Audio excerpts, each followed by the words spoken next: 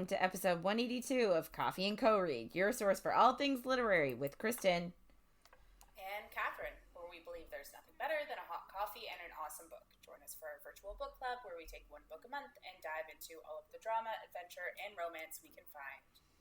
Hey, Kristen. Hi, Catherine. So, kind of like taking over from last week, we had a conversation about specifically City of Bones. And also, at the same time, Vampire Academy and Hunger Games came up. Yeah. Which is very on theme of, like, books that we read when we were in our, like, 20s that were still YA because that's the genre we liked. And there was no NA at the time. Correct. Yeah. So I guess just a general discussion on this topic kind of thing. Because I know for me, like, when I went to the bookstore, I would go to the YA section because, like, everything else, if you went to just the regular adult section, it was like, I'm not going to get the fantasy elements I want. But if you went to the fantasy section, it was very much like men. Yes. 100%. Yeah. It is interesting to go to a bookstore now and, like, see the changes because I think bookstores are realizing that romance is such a popular and that women read. Yeah. And not probably. But also, like, I found that a lot of romance books that existed, like, 15, 20, 30 years ago were, like, those Harlequin romance bodice rippers, like, Fabio on the cover of the book, which is fine if that's what you're into. Like, I appreciate one of those just as much as the next person. Yeah. But, like, that's not all that romance is. Like, romance is can be so much more than that style of book. So like, it's nice that it seems like bookstores and publishers and all of that, even though they're just doing it to monopolize money, it just seems it's nice that, like, they're finally realizing that it is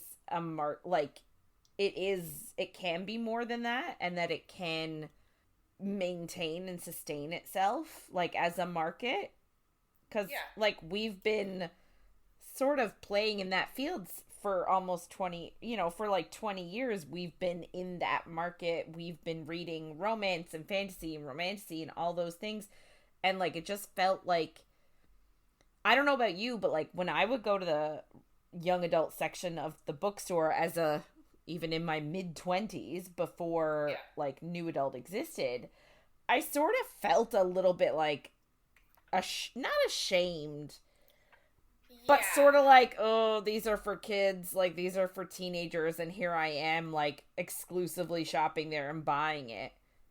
You know what I mean? I sort of felt a little bit like, oh, what do people, like, think? Yeah. You know? No, and I felt 100% the same way. I was like, and all of the people in those books are teenagers, and they're younger. Yeah. Not all of them. There are some that are a bit older, but a lot of them are, like, the 15, 16, 17. Not many of them are at the 18, 19 plus range, which is obviously changing with NA books now and romance books in general that are going into things like fantasy. Some of them are still young because that's what we're used to. But I do think it's changing. But it is, like, the books that we are loving now are very YA plus romance. Which I'm super happy with. Like, I'm not against that at all. I love that. That's the genre that I've always liked reading, so can't really complain about it. Yeah. Now, I will say that I find, like, I know you weren't as into the series as I was, but, we've talked about it on the podcast before, and we actually did, like, 4 years ago, I think it was our second or third book, was Bitten by Kelly Armstrong, who did a whole series. I think there was, like, I can't remember if there was 13 or 16 books, called the Women of the Underworld series. And, like, now that I'm thinking, that was 100% romantasy. Yeah. Right? But because it was not young adult, these were adult women that were the main characters of these books. And they were supernatural beings.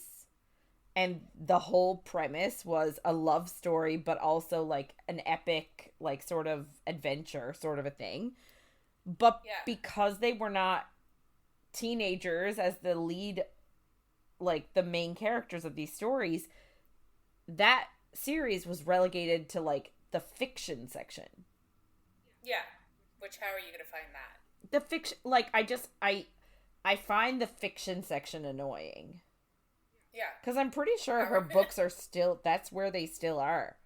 Which is wild. Now, her young adult series are obviously in young adult.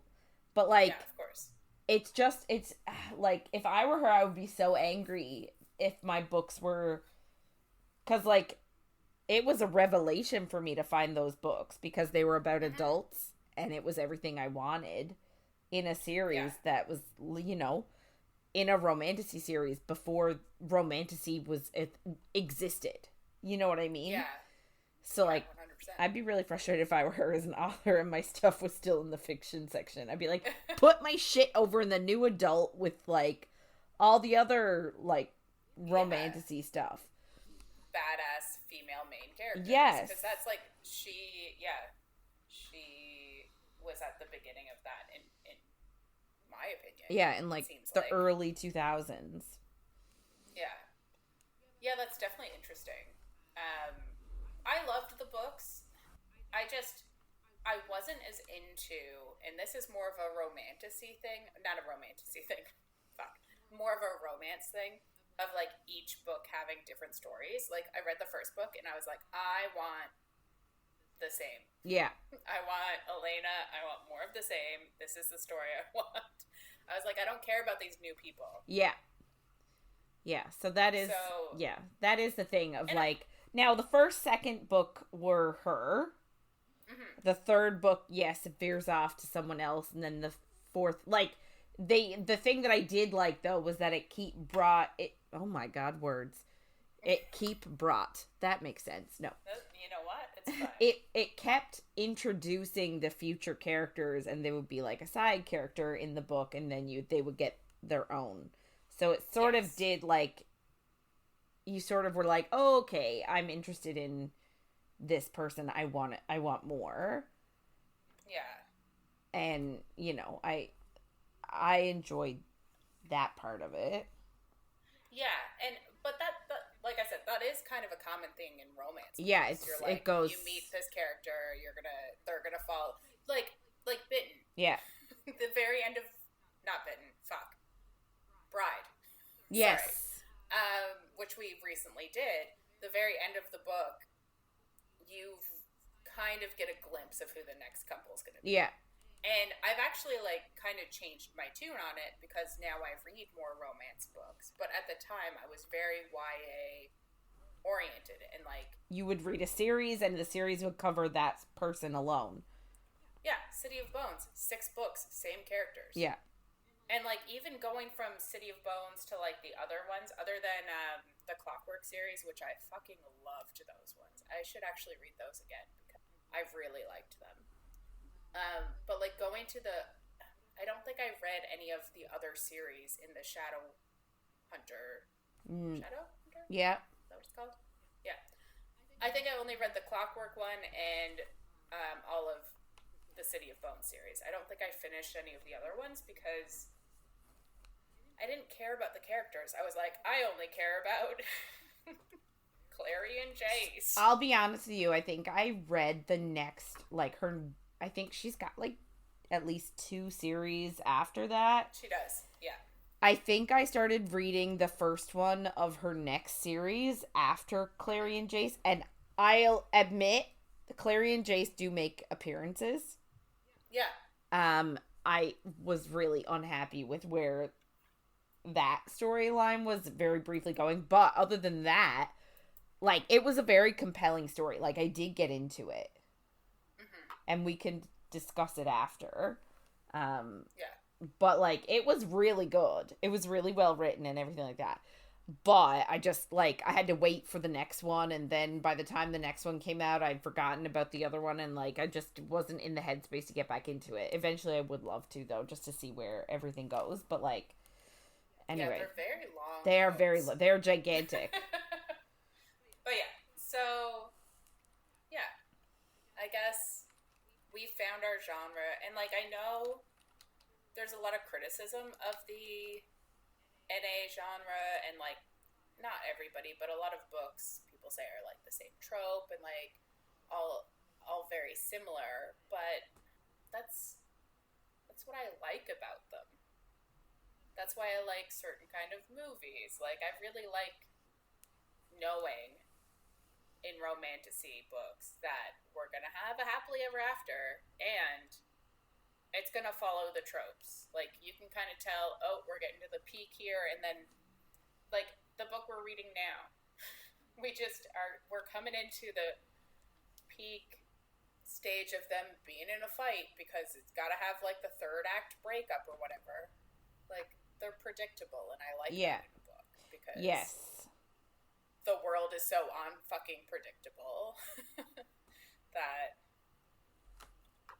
you know, it's nice to your escapism to be good. Yeah. I know all of Canada is on fire right now, but like, it is also on fire here, and I know you, Kristen, there's a fire closer to you than you would like. So it's, you know, everything is real fucked. Yes. So, yeah. On that note, sorry. Yeah, so I guess with that, we're going to get into our week this week. So just a heads up, this is not a spoiler-free zone, and things might get saucy. Okay, so this is week 4 of Phantasma by Kaylie Smith. This week we are reading chapters 33 to 43. So last week, I guess Ophelia and Blackwell started to get closer. They consummated their relationship. Sexy time. Yeah. We learned that this Gabriel guy that Ophelia's sister was looking for is actually their dad. And he actually lost. He was actually in the very last, I don't know what to call it, contest that Phantasma had. Like, the very last place Phantasma was, Gabriel was there, and he was participating. And he was getting help from Blackwell. So it's all been everything is sort of, seems like it's happening all at once. Yeah. You know what I mean? Like, the dad was participating in Phantasma. The mom died. The sister was like, I'm going to look for my dad. Like, it all seemed to have happened very at the same time. Yeah. So, yeah. So, I guess they found that out. She's a bit annoyed with him for, not telling her the truth. Yeah, because the other devil came and was like, he's lying to you. Yeah. But, to be fair, he did have his reasons. She completes another trial. She actually, like, I don't want to say deliberately killed someone, but sort of deliberately killed someone. Yeah, like semi-self-defense, but also he was an idiot. Yeah, did something on purpose so that somebody else got their head chopped off. Yeah. Right? So she was feeling very, she was feeling her feels over that. Her and Blackwell were intimate again, and then she realized she really is catching the feels and told him that they can't do it anymore. Yeah. And obviously he got very upset. and offended, and he stormed off, and now she's trying to pick up the pieces of her life, I guess.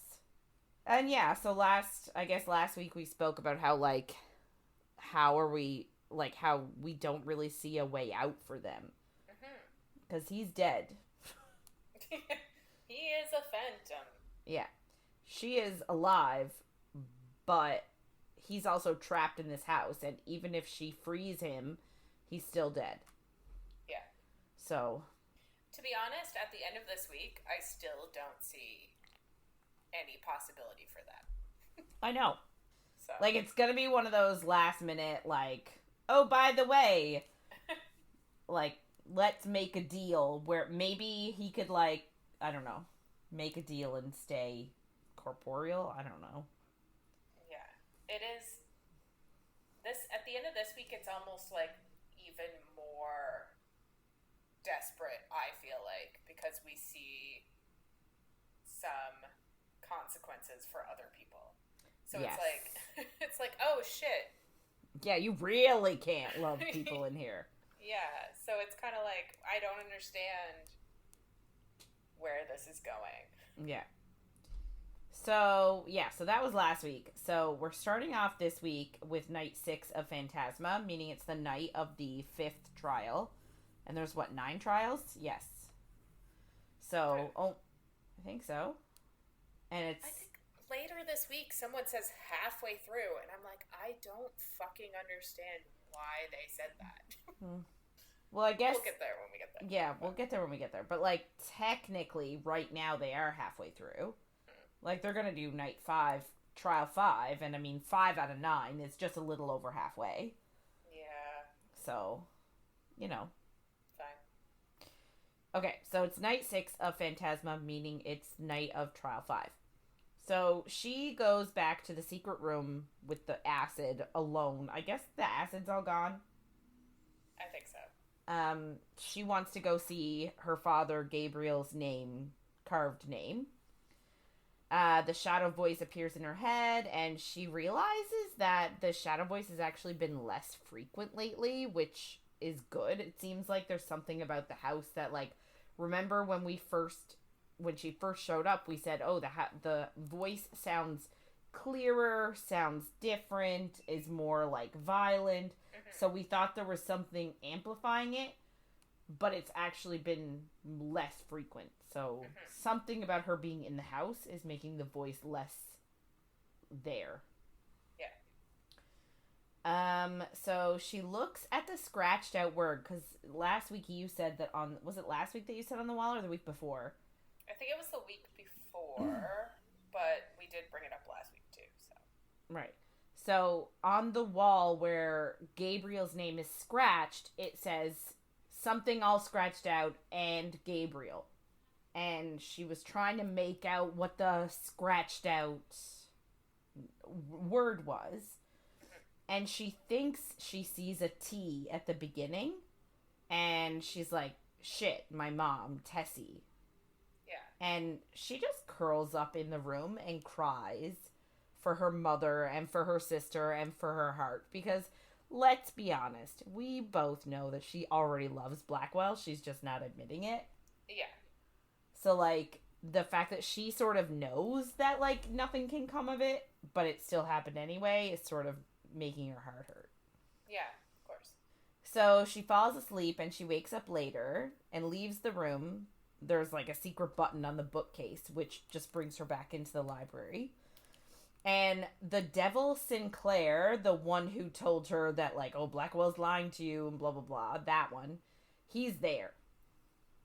And he, again, offers her, like, he's like, oh, how about I give you, like, do you want to have some fun to make up for, you know, my earlier, like, behavior? I'm really sorry for what I said and trying to, like, be rude. Mm-hmm. Like, because I guess he was being a bit of a dick. Yeah. So he's like, he's trying to be, like, we see it all the time in books, like, how the devils are portrayed as, like, these masters of politeness and, like, have all of these manners and stuff. Mm-hmm. So he's sort of, I think, trying to be like, oh, how can I make up for it? Let's have a bit of fun. And she's like, no. But he does convince her. He's like, he's a very powerful devil, and she's never seen what he's able to do. And he's like, what's one of your, like, most frivolous, like, wild fantasies? And she legit thinks about exploring France or Italy with Genevieve. But then there's a thought about Blackwell in her head, of them at Grim Manor reading books in, like, just this companionable silence. And so, like, the idea that this is a fantasy of hers is, like, them being together, freaks her out. Fair. Because, he's a ghost. So she just blurts out that, like, oh, I've never been to a ball. I'd love to try it. Because obviously she doesn't want to tell this devil guy who's proven to be a dick. Yeah. She doesn't want to be like, oh, I'd love it if Blackwell and I were sitting in my library at home reading. Like, that's not cool. So, yeah, she's like, oh, I'd love to go to a ball, and I'd love to be dressed in an amazing ball gown and have all this attention. So... Which is reminiscent of last week when she had that weird vision-y thing that she was at a ball dancing with Blackwell, and then they went into the corridor and started having sex. Yes, it is, yeah. So it's like, that's where I assume that came from. Yeah, probably. So, he tells her to close her eyes, and the shadow voice is urging her on to, like, do it. Yeah, close your eyes. And then Sinclair actually uses his powers and turns the library into a ballroom and asks her to dance. And, like, he gives her a beautiful dress, and she's like, oh my god, this is amazing.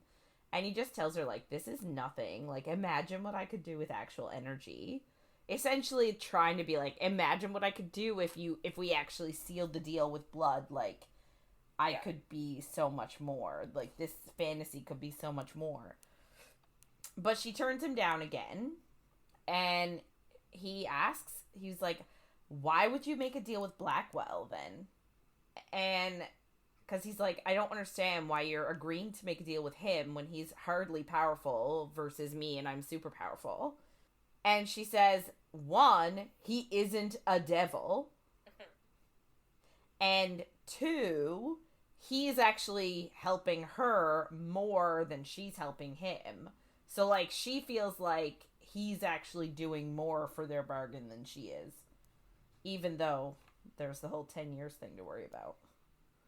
Yeah, but I guess if she eventually figures out his thing, then he will have done more. Unless, like... Yeah. Clearly, there's going to be a bigger issue to it all when she figures it out, but, like, she doesn't know that yet. Correct. So, Sinclair's like, he's doing more for you right now, but, like, what happens when you have to give him 10 years of your life? Yeah. And she's like, well, I just don't intend to fail. And I'm like, that's great, but it's night 6. Isn't there only 10 nights? Something like that. So, like, she only got, like, 4 nights left. At one point, I thought it was only a week. I'm just really confused. It's definitely more. I feel like if it's it has not... to be more than... Oh, yeah, it has to yeah. be more. But, yeah, I thought it was 10 days. Mm-hmm. So, like, still, it's already night 6. Like, you got a lot to do. Yeah. And then she asks him why he hates Blackwell so much. And he actually tells her that he had his freedom stolen. And that he's tied to this place for the next few centuries because of Blackwell. So, for whatever reason, Sinclair is a prisoner of Phantasma and has to serve it and stay there because of something that Blackwell did. Which is super interesting. It is. And it's weird, though, and Ophelia finds it weird because she didn't realize that devils could be tied to this place. She thought it was only phantoms and spirits and stuff, and that devils could kind of come and go as they pleased and were here of their own volition. Yeah. And he tells her, like, everyone else is, but myself and Phantasma's sort of creator overlord person, Sailamastress, are forced to be here. And Sailmastress is just a really weird name. It is. Do you know what it reminds me of? No. The cat from Sabrina the Teenage Witch. Salem? Yeah. No, Scarlemagne from Kipo and the Age of the Wonder Beast. Mm-hmm. Yeah. Yeah. Which, obviously, not what they're going for, but it's funny. Yeah, it is. But, like, it took me ages, not just to, like, figure out how to pronounce the name. And I don't even know if I'm doing it right. But, like, when I was typing it, it took a hot minute. To, like... For it to be auto-corrected correctly. Well, not even, like... I don't know. It's, like... Not even, like, the autocorrect, but more of, like, every time I had to type it out, I had to say Sailmastress,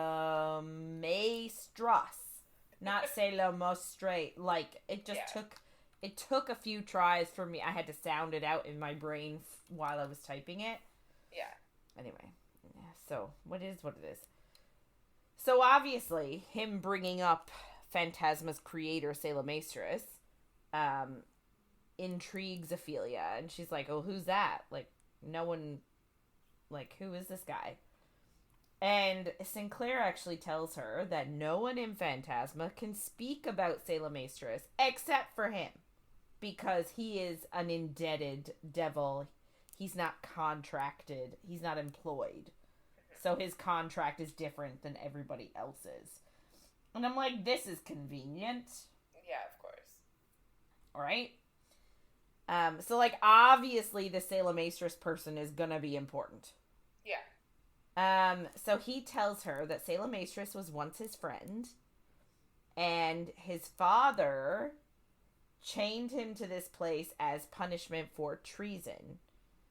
And Sinclair went with him for conspiring with him. I guess Sinclair was trying to help Sailmastress, and I guess Sailmastress's dad found out and chained both of them to Phantasma for treason. And then she said, who's his father? And in my brain, I'm like, come on, girl. Like, who else would have the power to chain a devil, well, I guess 2 devils, to a horror house?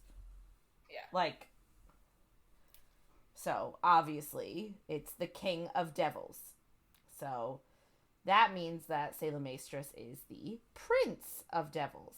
And I believe that was on our list of at the beginning of the book?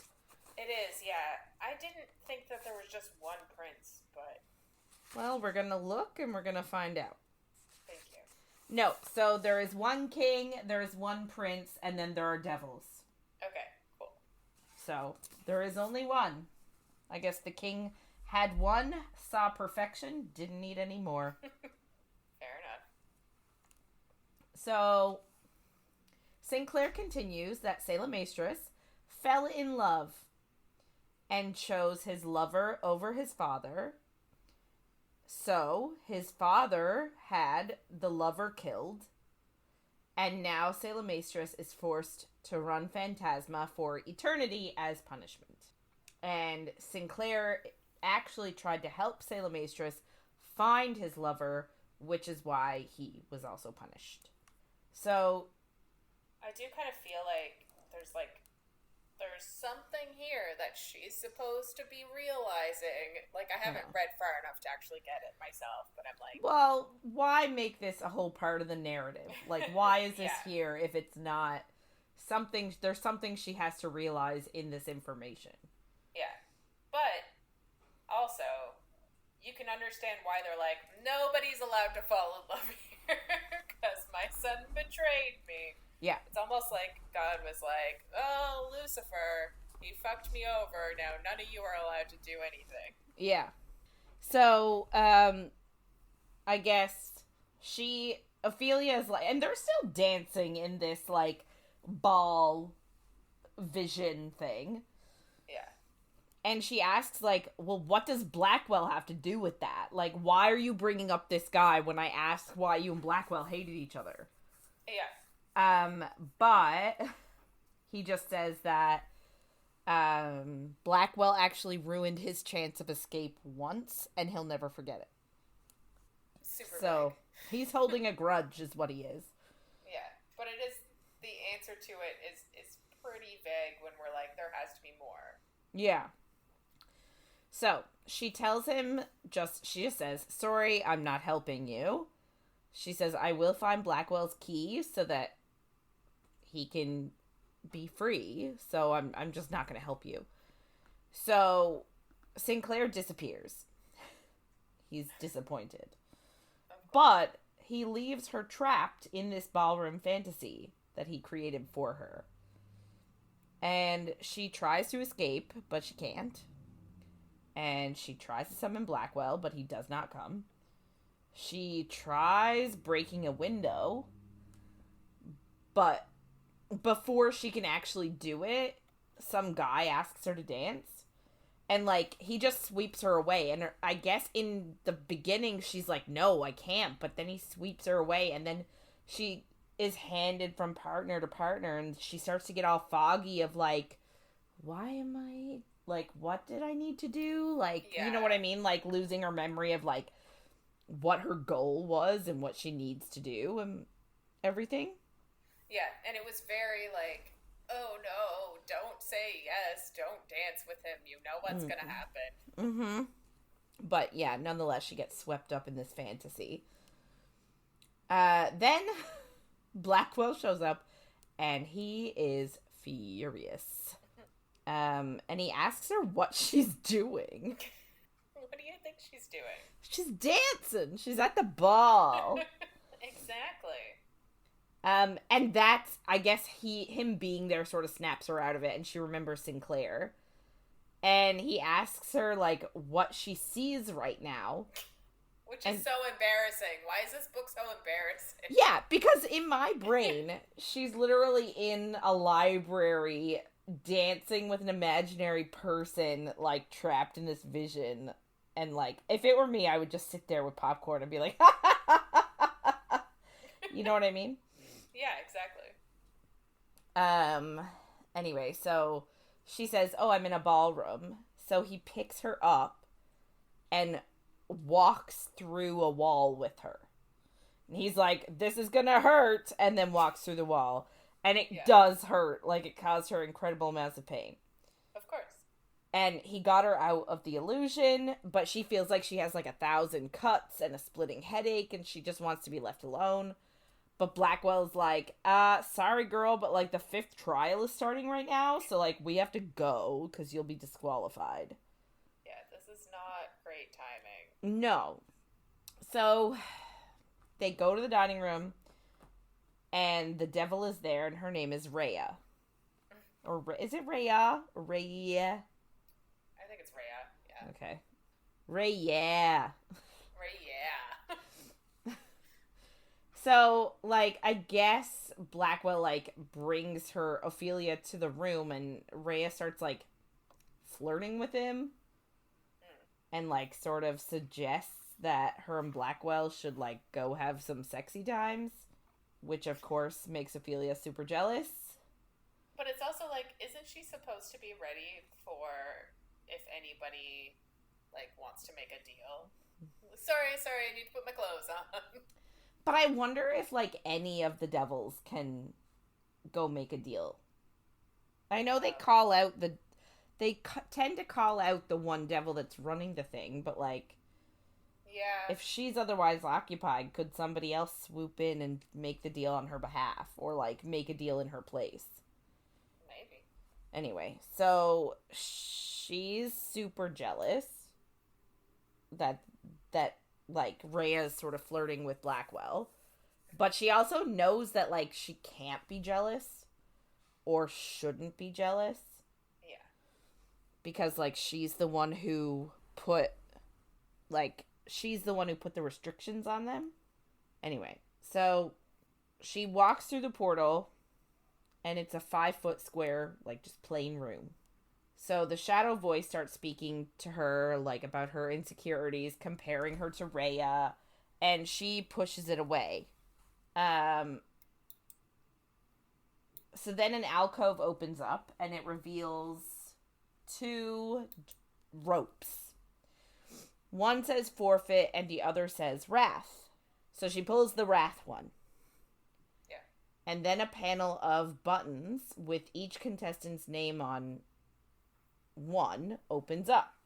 So before she can, like, press a button, the walls crumble, and then the other contestants are all there. So she's saying, oh, everybody must have pulled wrath. Like, nobody just chose to forfeit without knowing what the clue was. Yeah, because you wouldn't walk through the door if you were going to forfeit. Exactly. So there are 8 of them left. So, like, a lot of them have fallen in the last, like, 2 challenges. Because didn't you say there were 17 in the beginning of, like, the gold cage one? I think so. And wasn't it that one and then the chess board one? Yes. And, like, so we went from 17 to another trial, now we have 8. Yeah. So we lost 9 people of those 2 challenges. So they all start bickering. And I guess they're trying to figure out what to do. Like, I don't know. So I guess the button system was a vote. And, like, as they're bickering, 7 pedestals sort of, like, come out of the ground, I'll say. And they're all, like, bickering about whose button they pushed.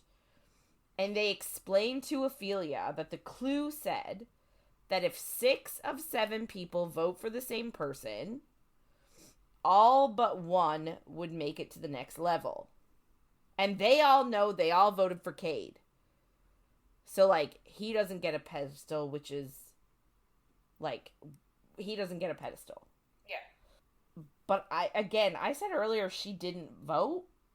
So. No, I think they get to vote at this point. Right.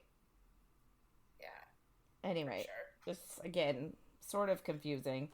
But also, like, what does vote mean when someone could just push you off of a pedestal? Like, yeah. Like, yeah, there's no... If he doesn't have integrity for the vote... Yeah. Then voting means nothing. Yeah. So, he essentially is like, no fucking way, like, I'm getting one of those pedestals, because getting on a pedestal essentially means, like, that you move on. Yeah.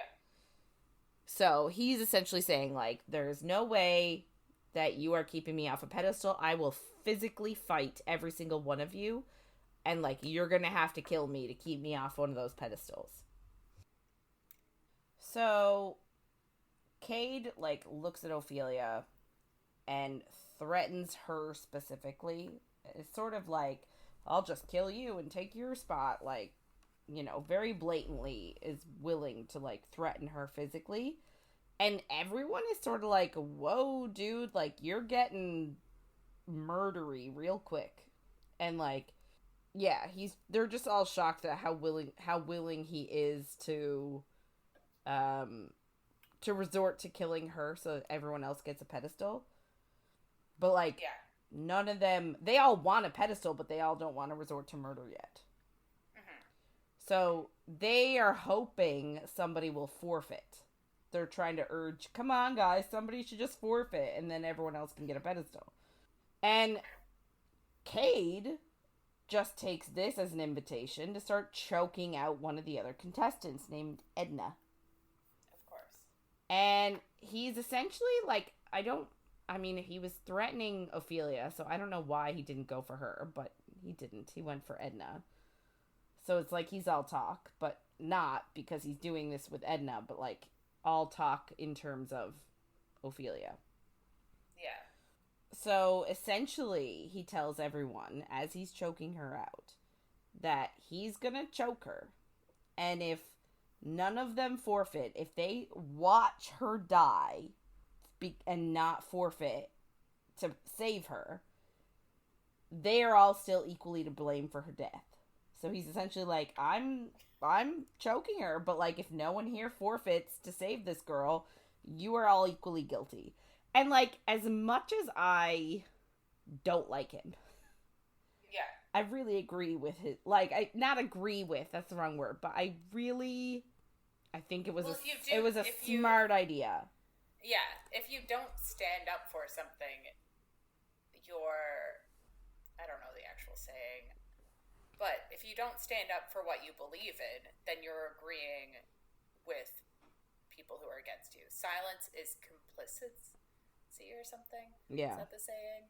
Yeah.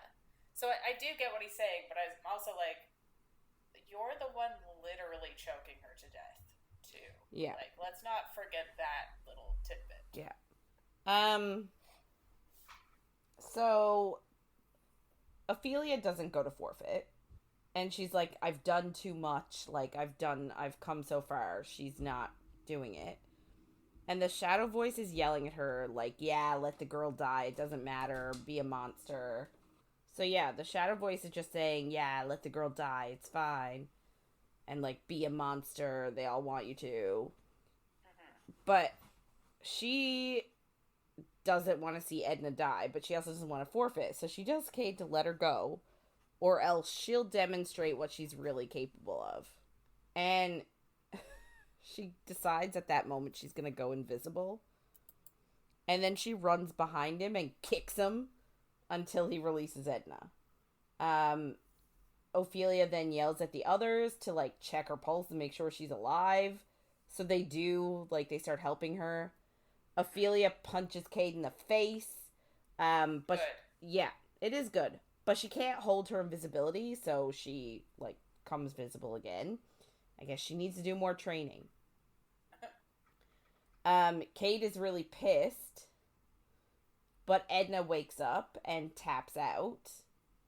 And then she said she's sorry, Michael. And then calls for Rhea, who comes and gets her. So I guess she was one of the ones. It was her and her brother. Yeah, and he lost his mouth. he's the one who lost his mouth. And they were there because they wanted to revive their brother from the dead. So Michael's her brother. So her tapping out means her brother is going to stay dead. So, with her gone, the rest of them just get on the pillar. It's like, what? We did it. This is the easiest trial. Yeah. And, like, Cade and Ophelia, like, I'm sure Cade is pissed, but, like, he doesn't. It's like, it's so anticlimactic. She's like, punch, kick, kick, kick. And then he's like, let's just get on the pillar. Like, you would think he would retaliate. Yeah, but he got his way. Yeah. So, they get back to the dining room. And Cade just immediately leaves. And, like, everybody is shocked that Ophelia can turn invisible. But she's just doesn't want to explain it. So she's like, oh, yeah, it's part of my necromancer powers. So they all leave. And everyone seems to, like, be on the same page about hating Cade. Of course. So Ophelia eats alone. And Sinclair shows up. Ophelia eats? I know. It's wild. She actually eats something. So she's eating, and Sinclair shows up, and he's like, oh, I can't believe you got out of my trap. And she's just like, dude, go away. But he's like, oh, I think you should know that, like, after you went in the portal, Blackwell and Rhea went off together. And, like, oh, by the way, they used to be lovers. So, like, he's really trying to make her feel, like, jealous, insecure, all of that. Of course. And, like, he's trying to separate them. And he tells her that nothing is as it seems in Phantasma. Like, valid. So, Jasper then comes in and comments on the fact that she almost missed the last trial because she was stuck. And I guess she sort of, like, comments on, like, where's Blackwell? And he's like, oh, he's occupied with Rhea. So, like, they're all just insinuating that the two of them are doing it. Yeah. So, she just feels like crap. She goes to her room to be alone and, like, she feels super jealous, even though she knows that she can't. And she gets in the bath, and her shadow voice starts talking to her about Blackwell, probably, like, fucking Rhea, and how beautiful she is. And he tells her to knock 3 times for it to go away. And she wants to resist, but she can't, so she knocks, and then she feels like crap that she can't resist, so it's just like a crap spiral. And then Blackwell shows up. So he's pissed that she didn't call him or tell him that she made it through the trial. He's also pissed she didn't call him for help. And he's also pissed that she almost missed the trial altogether because she was stuck in Sinclair's trap. And he was like, this is because you needed space. Stick to me at all times. Yeah. If you didn't need space, none of this would have happened. And she tells him that she did call for him when she was trapped in Sinclair's vision thing. But he didn't come. And she was scared. And he said that if she called, he would come. And that Sinclair is obviously more powerful than him, and he didn't hear her. But he said, like, if he had heard her, nothing would have stopped him from getting to her. So... What? Is he catching feelings? He obviously has all the feelings. Come on. No.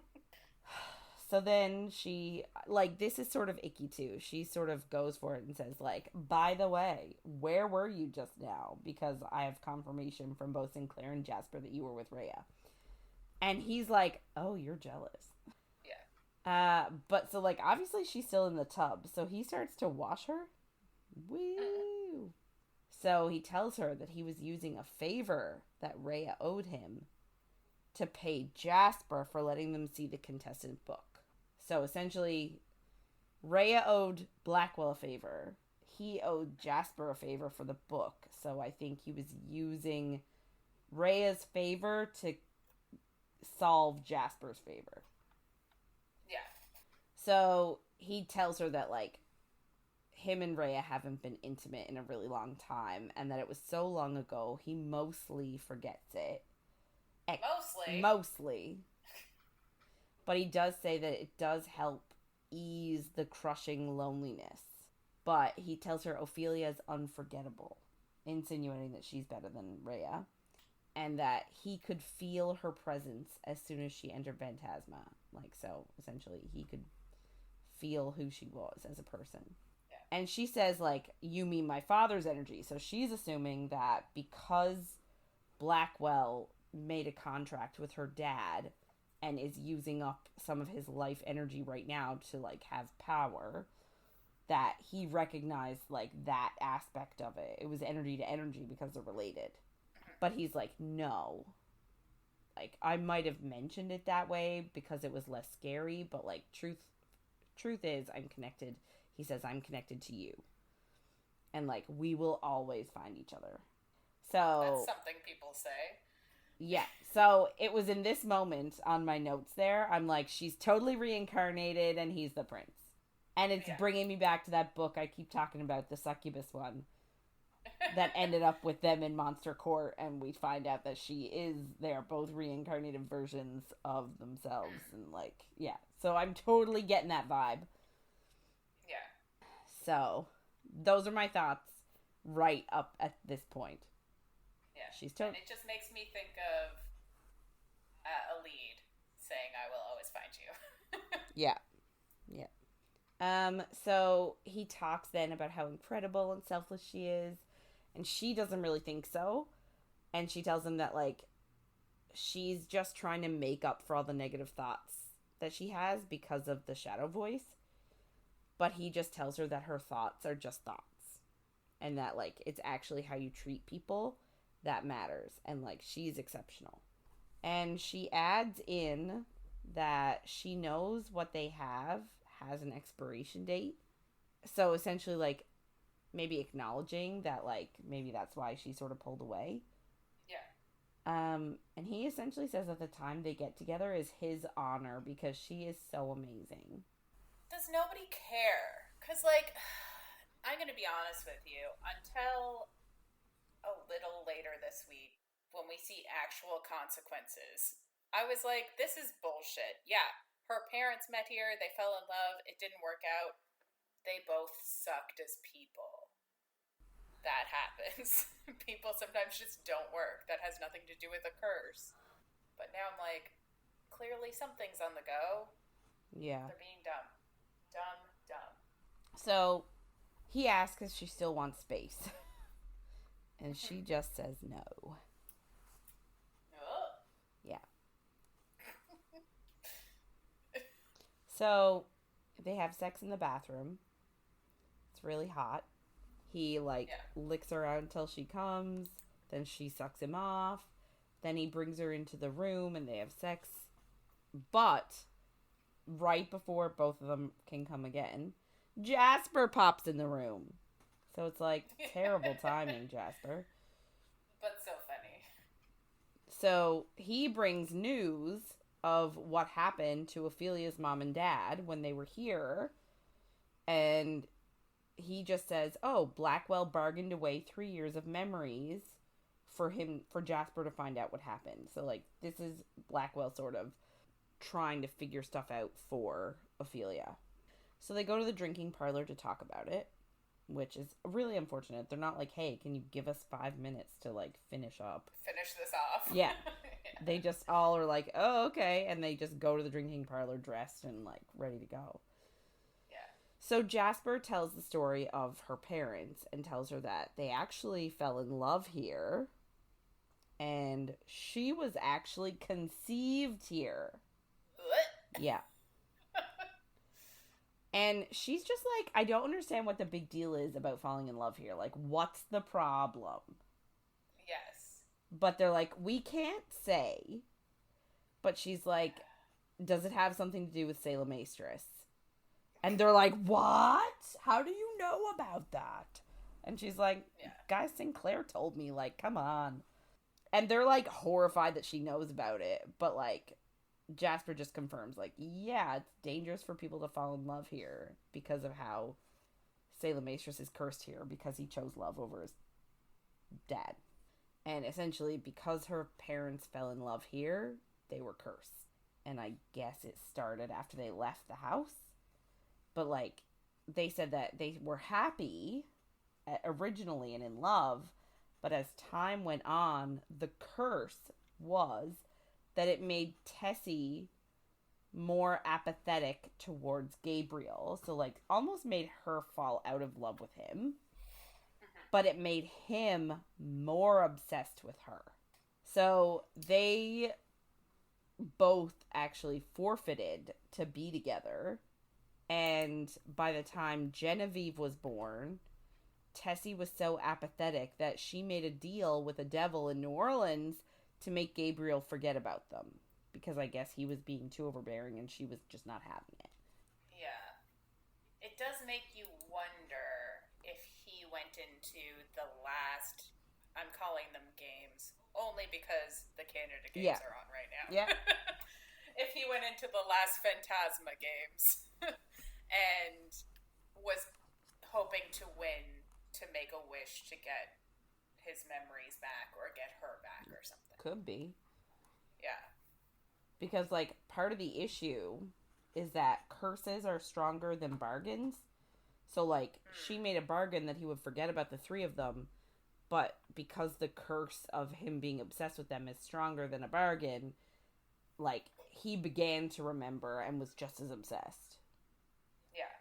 So Ophelia asked Blackwell, was my dad, because I guess he knew her dad, only a few weeks ago, and said, was my dad like me, with the OCD, with the voice in my head. She didn't call it OCD, but...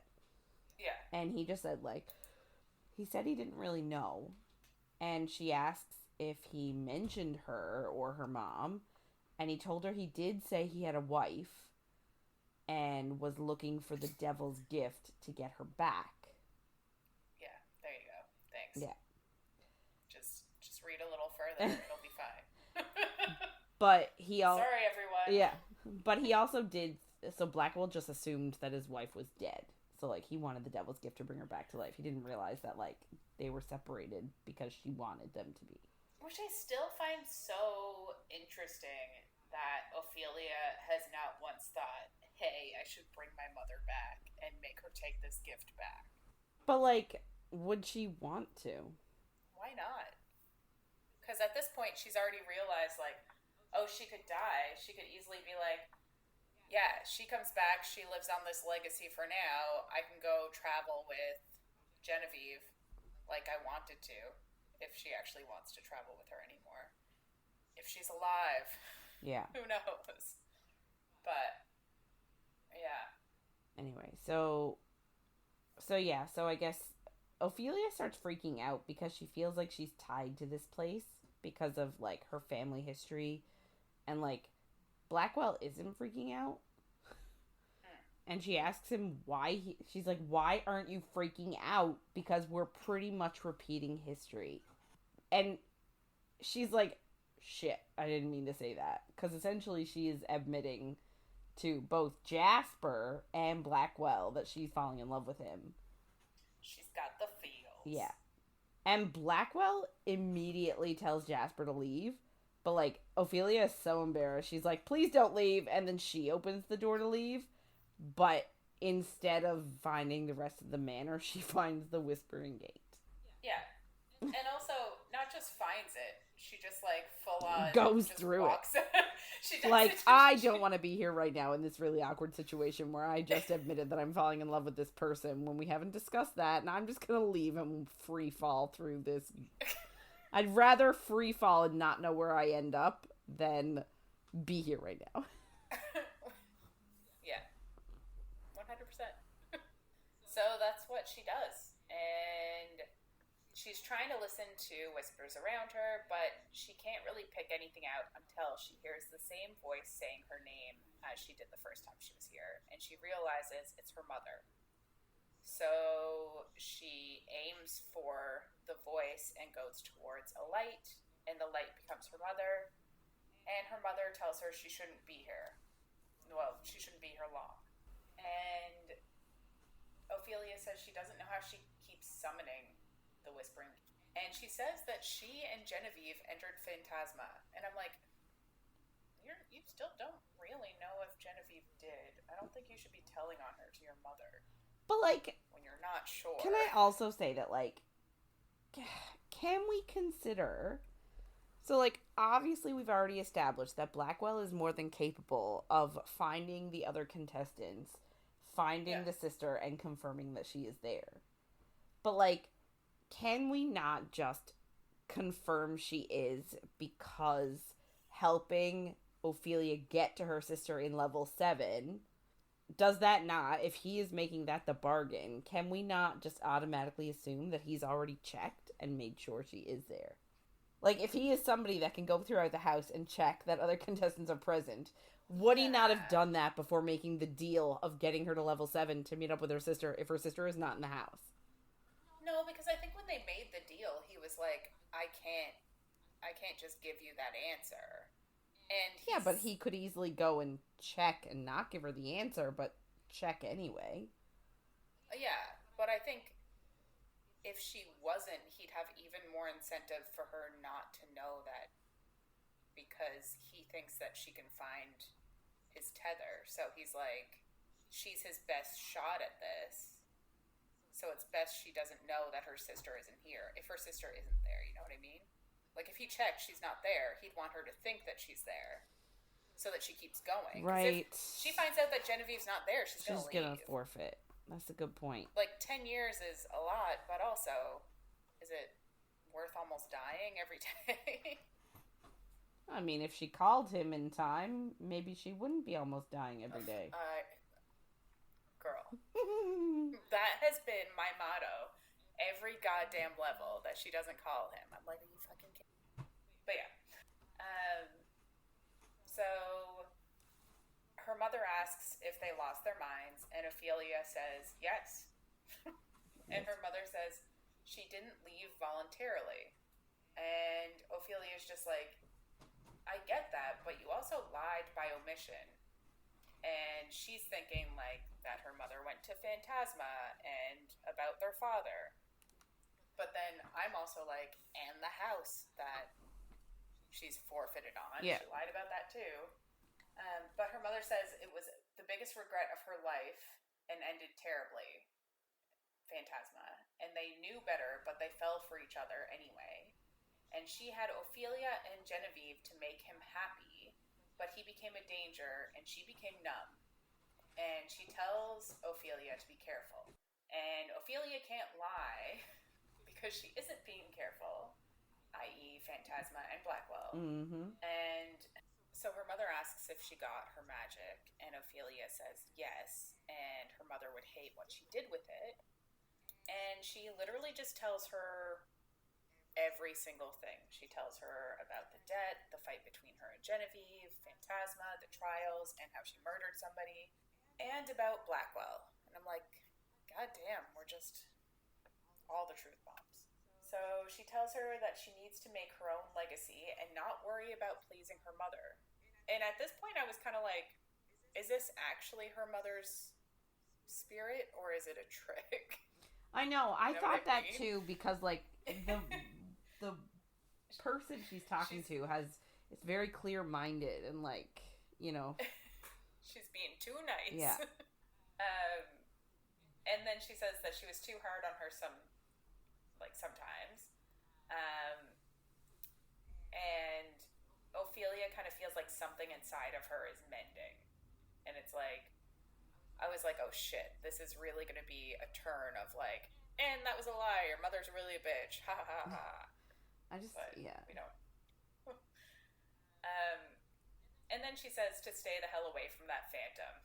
And Ophelia's like, he's helping me. And her mother says that loving him will ruin her. And Ophelia thinks she doesn't love him, and she can't promise to stay away, and her locket heats up. And she asks her mom where it came from, but she doesn't know. And then her mother starts to flicker, and she has to go, and she says, good luck, and tell Genevieve I love her. Like, and you also love Ophelia, right? Okay. And then Ophelia crashes through the floor and straight into Blackwell's arms because he knew exactly where she would fall. Aww. He's just like, it was an educated guess. And then he transports them to her room, and he asks what she found, and she says her mother. And he says that she must have been waiting for her, and as a necromancer and part specter, her soul is tied between life and death, so she was able to open the gate because her mother was like wanting to talk to her. I guess that's a reason. Yeah. So she tells him that she told her mother everything, and that her mom told her to stay away from him, and he's just like, yeah, she's right. We're like, what? Some I get really annoyed at this section because she's like, we can't be together, we have to stay apart, and he's like, fuck you. Then she's like, no, wait, I changed my mind, and he's like, yes, please. And now it's opposite. She's like, yes, please, and he's like, we can't. And I'm just like, guys, can we just decide? Yeah, but I'm assuming it's because she was just like, we're repeating their mistakes of falling in love, and he's like, fuck. Which he should have realized before now. He's just fucking idiot. Yeah, I don't understand how he didn't. Like, he had to have. Yeah, but maybe he thought it was falling in love with her. But maybe he realized it was one-sided, and like, since he's a phantom, it doesn't really matter, like, if he's cursed. What's gonna make his life any worse than here? No curse could make it worse than it already is. Yeah, so like it maybe probably could. Realizing that she's catching the feels the way he is making him double think. I guess. So she goes over to him and says that she's her own person and they won't have the same fate, and Blackwell says that she was right when she said that they were repeating history. Therefore, there can be no we between. They can't be together. She says he was the one who said they'd finish this later, and he says that he changed his mind. And the Shadow Voice says not even the dead want her. And Blackwell just says that they're business partners. Oh, I hate it. Which is the stupidest thing to ever say. And if he wasn't selfish, he'd asked her to Phantasma. And he needs to look out for himself. And she just says, like, they've tried to take space, but they keep finding each other. And she's like, remember, you said that. You said we'd always find each other. Yeah. And he's like, no, not really that bad, but he says, I can't, Angel, and she should understand that because failing means taking a decade of her life, and he doesn't want that. But he will take it. And she's just like, well, you're just as bad as Sinclair. And self-centered. And she does say that, like, she never asked him to care for her, but thought that he would respect her. And she expected him to be a friend, and she knows the stakes. And he asks if she fucks all her friends, like she has him. And he calls her naive. Ooh. And she tells him to go to hell, and he says they're already here. So, you know, it's going good. So she tells him to stop calling her Angel and to call her Miss Grimm from now on, which I don't think he does at all. Nope.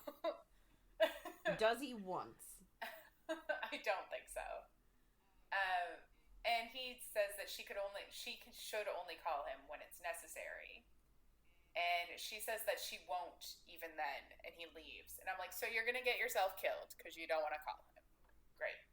So she goes to sleep, and she has a nightmare that she often has. And there are like 3 suitors in front of her, and her mother and Genevieve are to the side. And the shadow voice is like an actual physical entity behind her, and like its shadows are controlling her limbs. And one suitor asks why he would want her, because she can't control herself, and he'd have to live with that thing, being the shadow voice. And the next says, imagine living with a freak, and not the good kind. And the third calls her high maintenance, but he would consider it if she got rid of the shadow voice. And her mother says that she'll continue to be their burden, and she tries to scream, but the shadow voice stops her.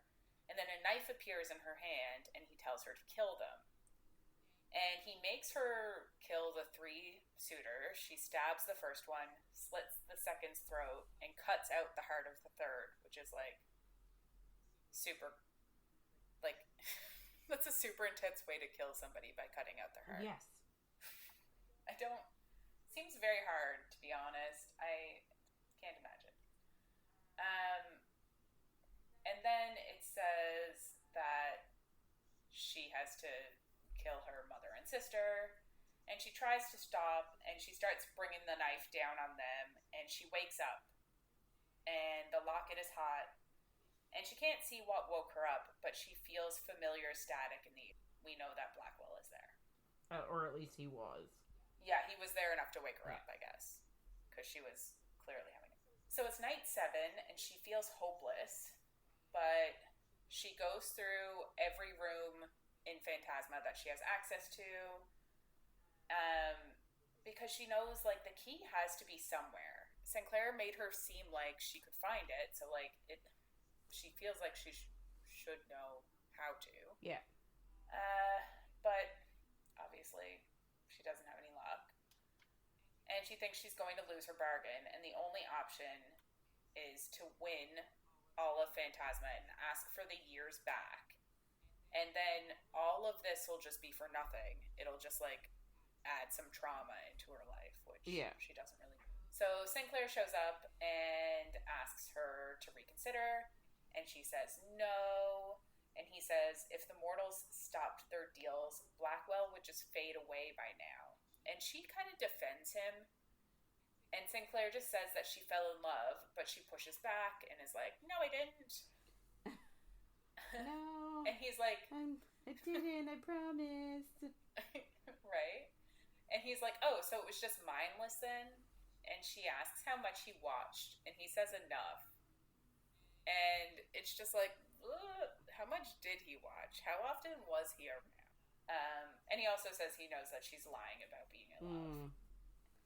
But she's just like, it's only been 7 days, which I kind of think is fair. Like, but not at the time period, it's not. Oh, I guess. Like, geez, you would have people literally meet and spend, like, 10 hours together, and then it's like, we're getting married. Like, at least these guys have been together. Like, Blackwell and Ophelia have spent a lot of harrowing time together, which is always a strain on a relationship. You know, stressful times. That's a good point, actually. And they've had sex. 7 days. Well, yeah, but they've also had sex, so, like, they know they're sexually compatible. They've also slept in a bed together, so, like, they know that they're not gonna disturb each other that way. Yeah. So I feel like they have just as much of a chance as any normal couple of the era. That's a really good point. Just as much of a chance. And, like, I didn't think divorce was really a thing at this time. I don't think it is.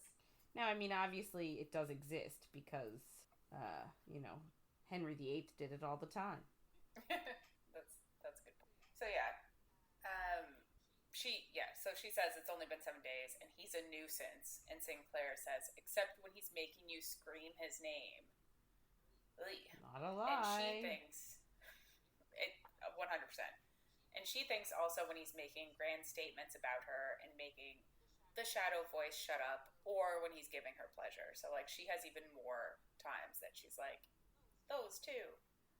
So Sinclair says, prove it that she's not in love with him, and let him distract her.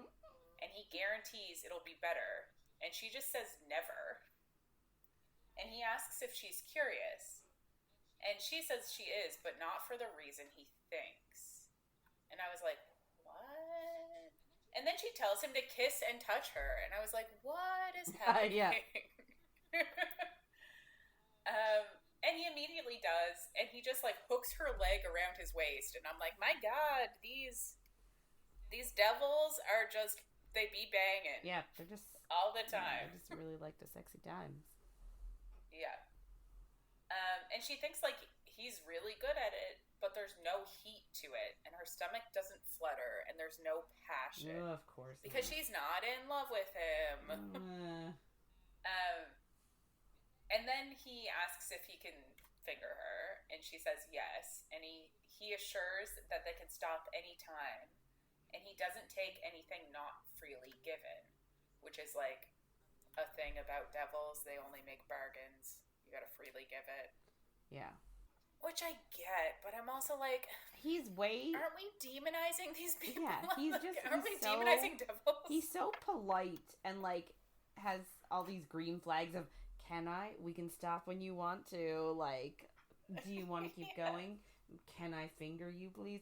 Like, all these green flags, and it's like, right, he's a devil of hell, I forgot. You know what I mean? It's like they're trying to make him so nice. But every book is like that. Every book is like, I'll always stop, and it's like...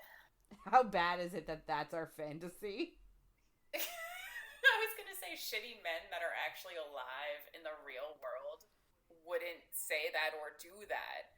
So, like, why? Well, no, this is a woman's fantasy. We're like, the devils are better than men. Yeah.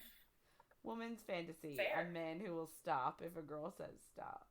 Or even just reacts, like... Because that happens in this book multiple times. Yeah, he feels a shift. They feel a shift in her, sort of, how she's feeling with everything going on. And, like, we can stop. Yeah. And, like... Immediately right now, he starts to finger her, and her body reacts to it, but she pushes him back. And he's just like, whoop, immediately. Like, I'm sorry. Hands off the merchandise. Yeah. And she says that he's not right. And it's because, obviously, she's realizing she's in love with Blackwell. But Rhea appears and is like, it looked all right to me. Yep. You're like, of fucking course. And Ophelia says that she can have him, and she says, been there, done that. But she says she gets it. Blackwell has something about him. And I think she's even like his fingers and his mouth. Yeah. It's like, ugh. She's just being a bitch. Yeah. And Ophelia says that she won't let her get under her skin, and she says that she's already there, which I kind of love. It's true and funny. And then Rhea says that she'll let Blackwell know that Ophelia moved on, and she'll be there to comfort him. So Ophelia goes back to her room and kind of has a bit of a breakdown against the door, realizing that she does have feelings for Blackwell. And we're like, fucking... So, we go to level 6, and she finally eats an entire meal. A full meal. Yeah. And I'm like, whew, first meal in 6-7 days. So the devil shows up, and there are 7 people left now. which isn't surprising because there was 8 and then they almost killed Edna. So the devil shows up and she's short and her devil's mark is like a gold tattoo like all over her skin, and her name's Phoebe, and she congratulates them on making it halfway.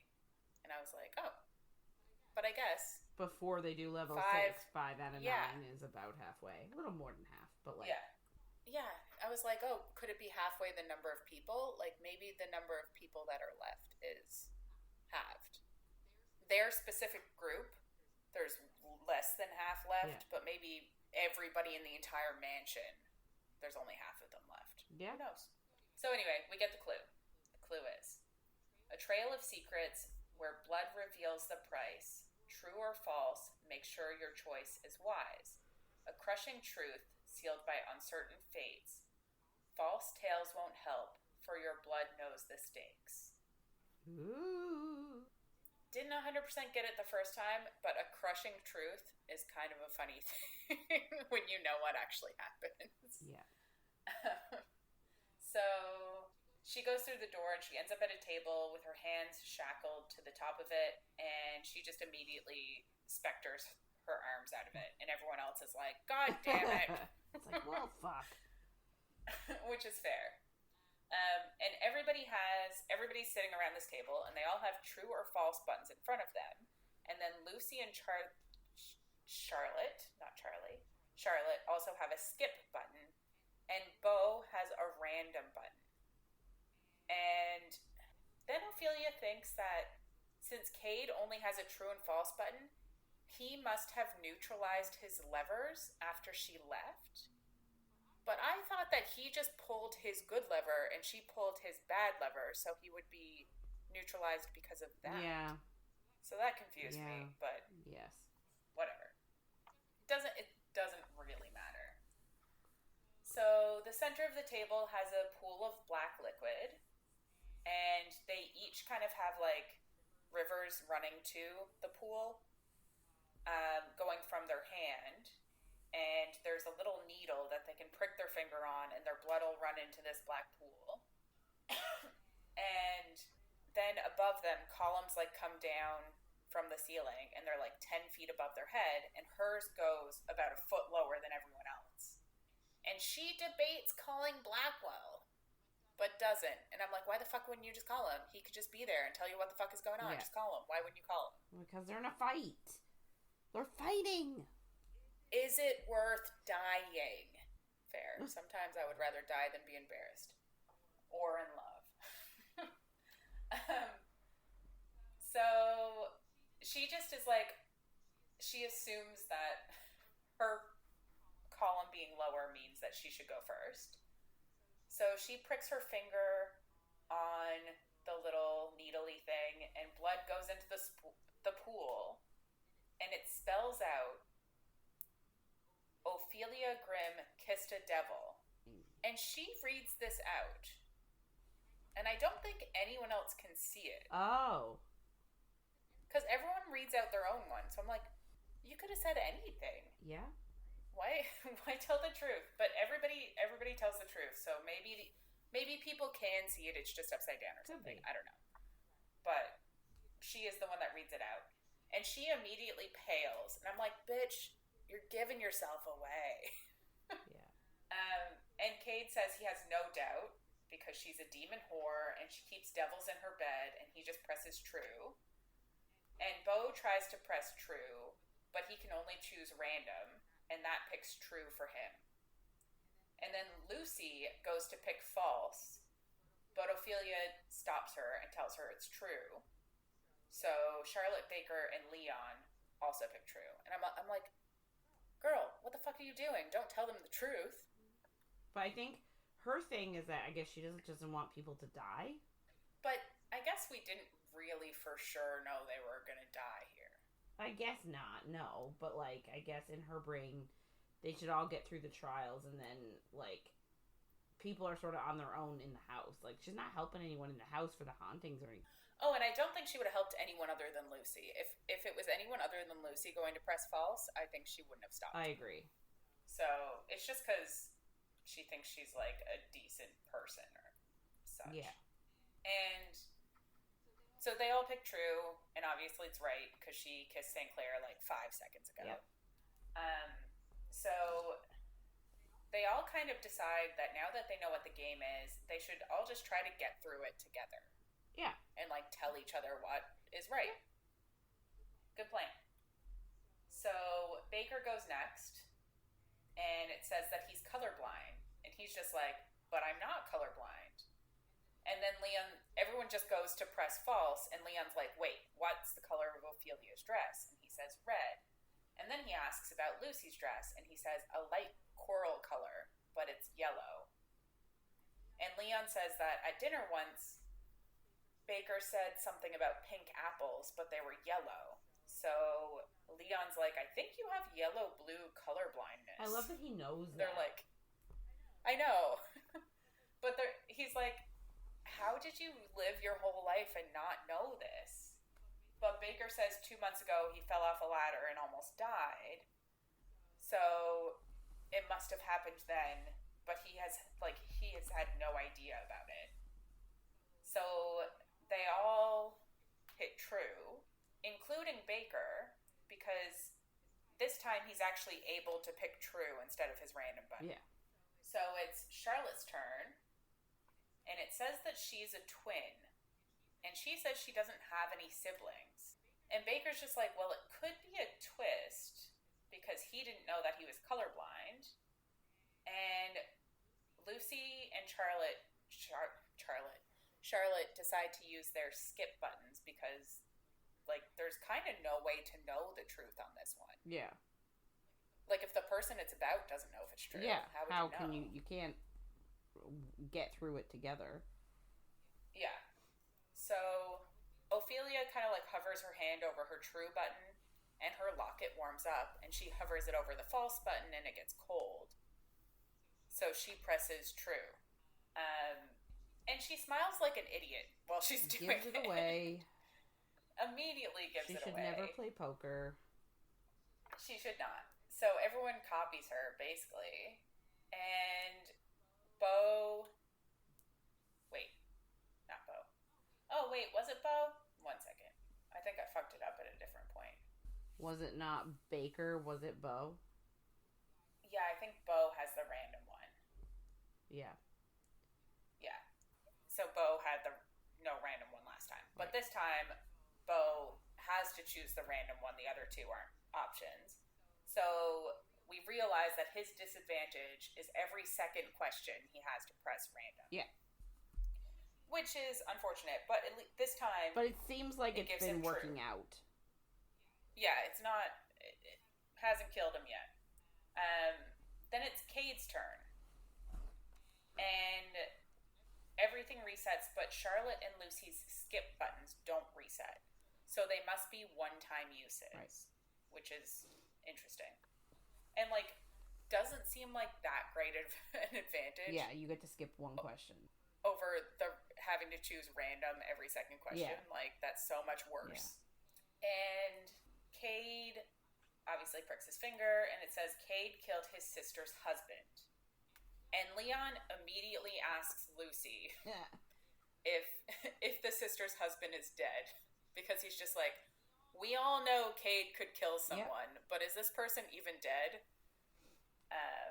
Which is just kind of funny. And Lucy says that he died in a car accident, but she knows that Lainey was driving. And Cade says that Lainey was driving, her husband was in the passenger seat, and he was in the back seat, and he had nothing to do with it. And Baker says he doesn't believe him, and immediately just hits true. Terrible idea. And then they kind of, I know, like, why go immediately? I don't know why you wouldn't wait until after the person the question is about. Like, I'd wait until after Cade answered. Yeah.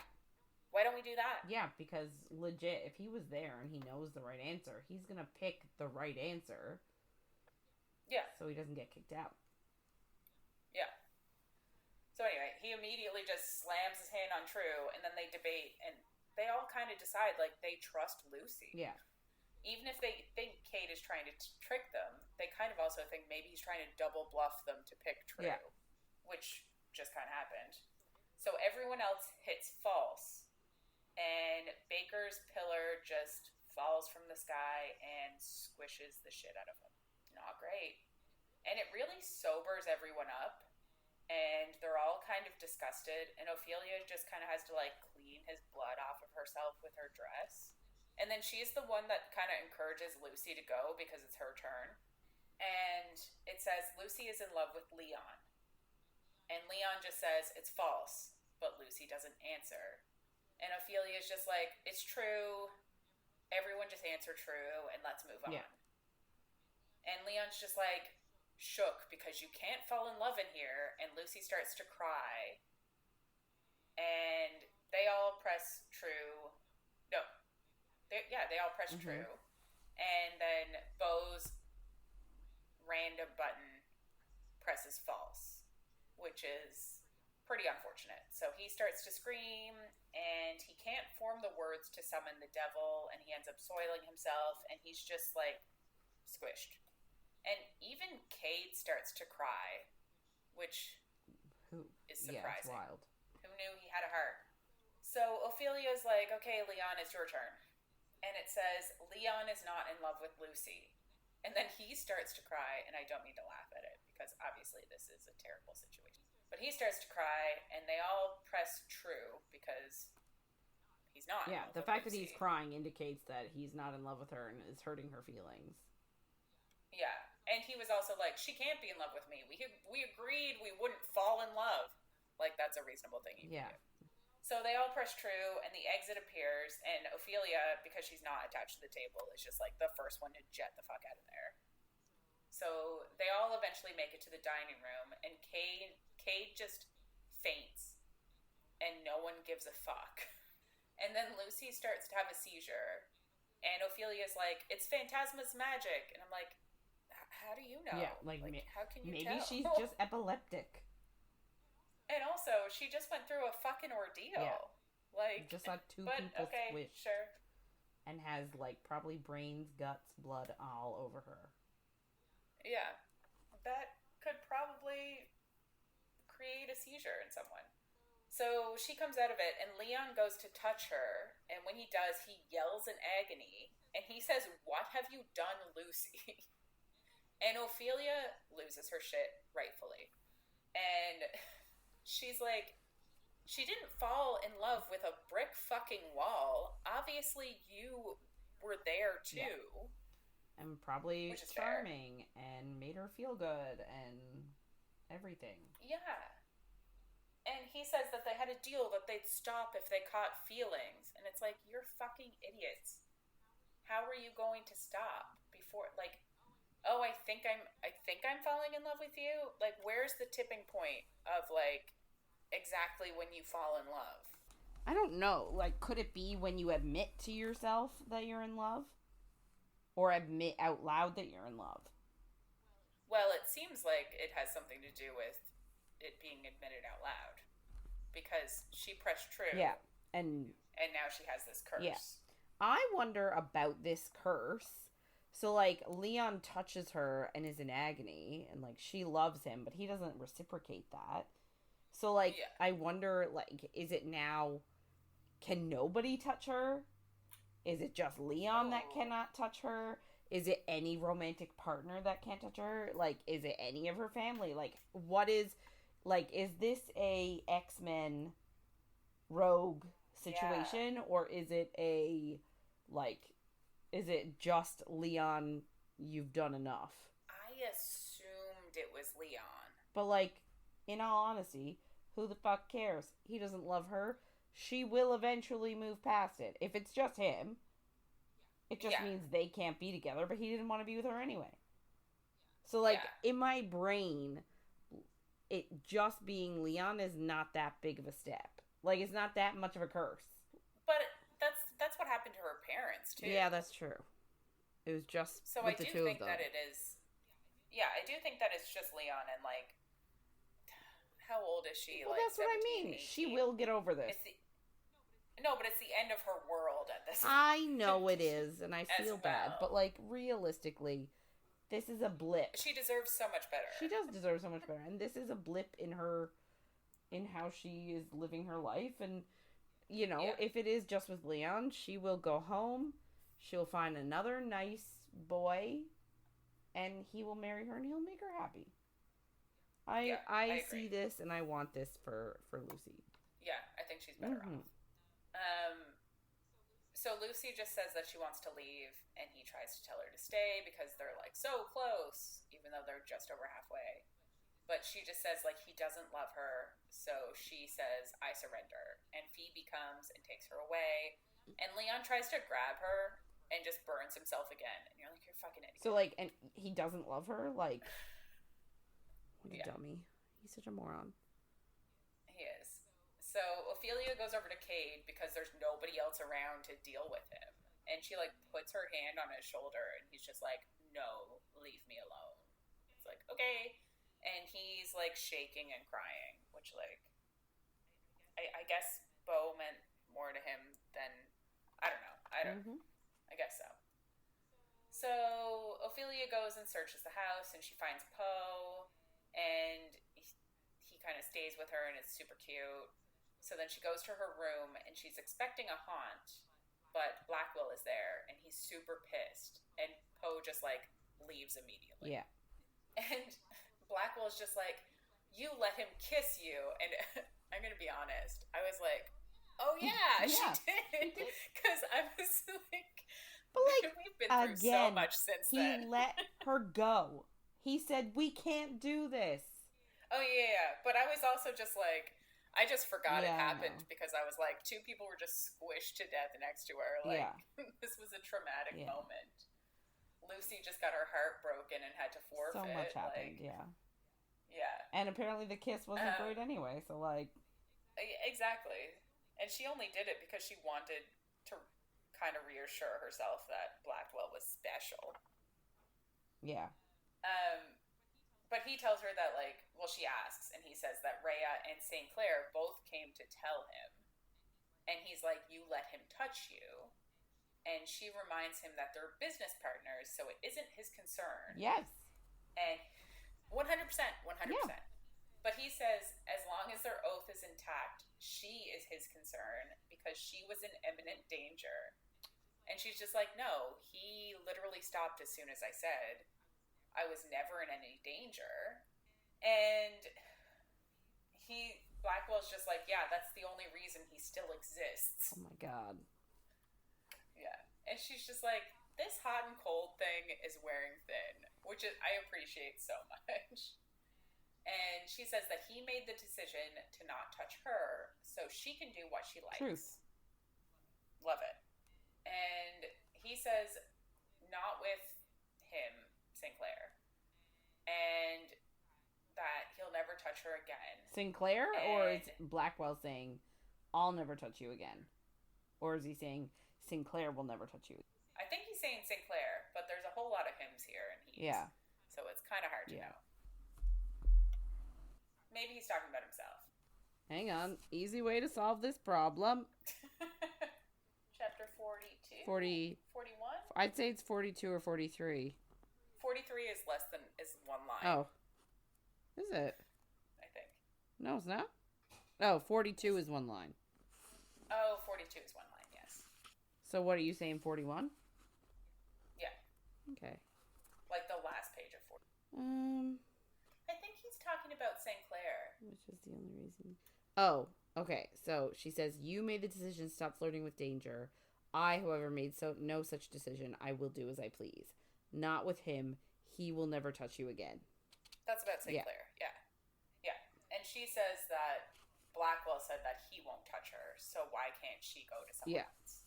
And he says that he can't stand it, and he would rather cease to exist than know that she's looked at anyone the way that she's looked at him when he's touching her.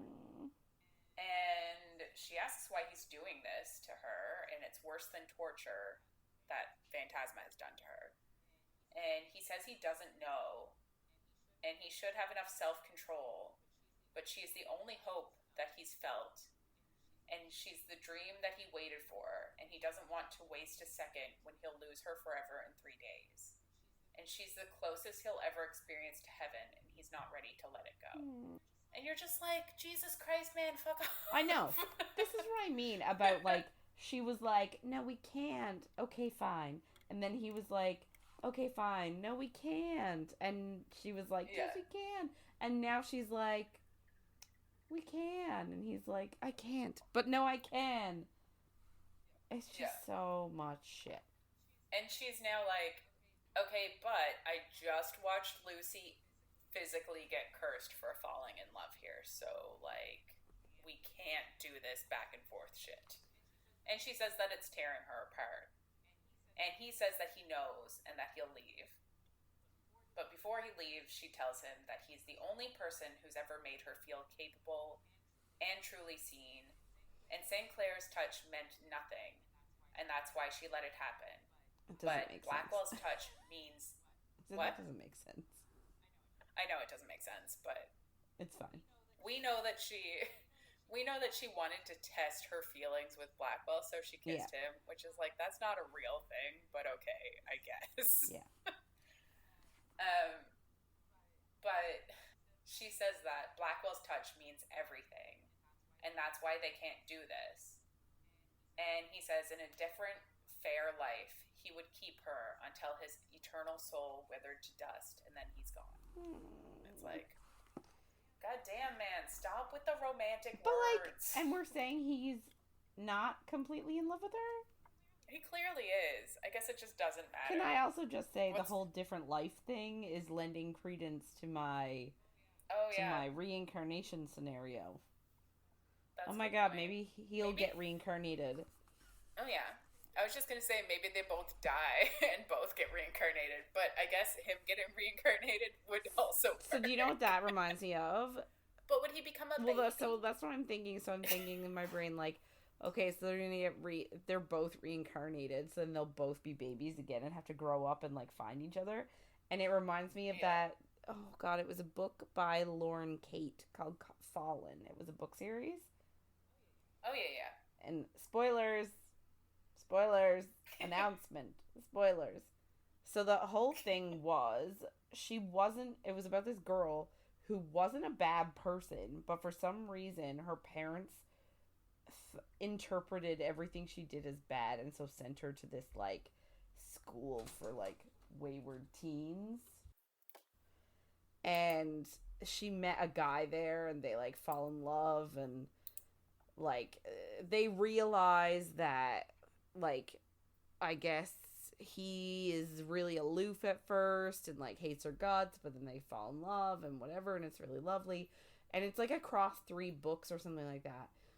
And then it turns out that he finally admits to her that she's a reincarnated version of somebody that he knows, and that I think they find out he's, like, a fallen angel or something.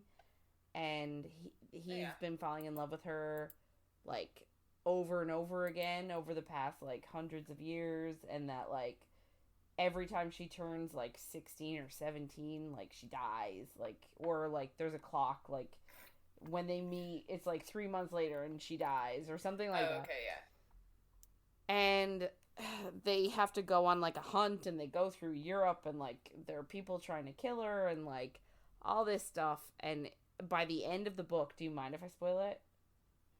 No. So, by the end of the book, she finds out that she was also a fallen angel, and they both fell because they fell in love with each other, and then God cursed her to, like, go through this cycle of rebirth to torture him constantly, which is why he was so mad at her at the beginning, because he was trying to keep his distance from her, so that he wouldn't have to feel the pain of her dying again over and over and over and over. Anyway, and then at the end, they end up, like, talking to God or something, and God ends up letting them finally be together, but he says, like, this will be the last time you'll both be reborn as babies. Actually die. You'll reincarnate as babies, both of you. You'll be human. This will be your last time. I'll engineer it so you find each other when you're, like, 15, 16, and, like, you know, but then you can be together. I won't make you cursed to, like, die or anything anymore. And so they do. And so then they have to wait another friggin' 16 years to, like, find each other again. And it's just like, holy shit. Like... That reminds me, we read a trilogy, Daughter of Something. Did we? Yeah. Everybody close your ears. But remember when I ordered it and they were like, we lost it. And then I gave you a copy of the trilogy. Do you remember that? Daughter of... There's Daughter of No Worlds. It's also about... By Carissa... I don't know if it was Daughter of something. No. Might not have been Daughter of... Yeah, this is not...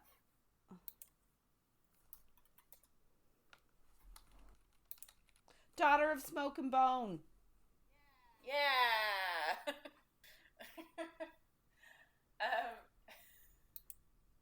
Yes. I'm gonna... Same vibe. Yeah, right? Yeah. Okay, yeah. So there's some similar books that we've also read of that kind of trope, yeah. I guess that's it. So yeah, it's night 8 now. And this is the chapter that's one sentence. And it's just, Ophelia stays in bed until the sorrow in her soul ebbed, and the bell chimes 4. So level 7 is next. So she goes to the dining room. And this is the level that after this, she can finally search for Genevieve. Yes. And I'm like, oh yeah. I love it. Another reminder. Genevieve exists. Why we're here. Yeah. True.